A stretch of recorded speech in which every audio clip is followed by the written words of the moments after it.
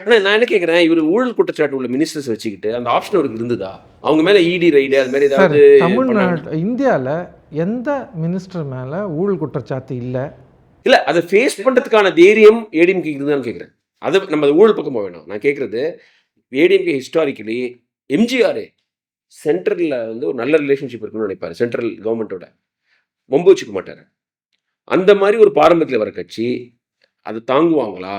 அது மிரட்டப்பட்டாங்களா? அந்த கேள்வி எழுதுல நீங்க சேர்ந்து தப்புன்றீங்க. 2024 முக்கியமான பாஜகவான முக்கியமான எலெக்ஷனுக்கு வெளில வந்தாரே. That's logical. ஸோ அது வந்து தைரியம் இல்லைன்னு சொல்ல முடியாது. ஓகே. தைரியம் இருந்தது. இந்த விஜய் ஆப்ஷன் நல்லா ஓப்பன் ஆனபோது அவர் வந்து இன்னும் கொஞ்சம் வெயிட் பண்ணியிருக்கலாம். விஜய் ஆப்ஷனை கிறிஸ்டலைஸ் பண்ணுறதுக்கு வெயிட் பண்ணியிருக்கலாம். இல்லை ஒரு நெகோசியேஷன் 3 பார்ட்டி நெகோசியேஷன் பண்ணி ஒரு சீட் அலோகேஷனை முன்னாடியே ஒரு 6 மாதத்துக்கு முன்னாடியே விஜயோடையும் பாஜகவோடையும் பேசியிருக்கலாம். அது பண்ணாதது அந்த அந்த அலையன்ஸ் கால்குலேஷனில் அது ஒரு மிகப்பெரிய சரிவு அவருக்கு.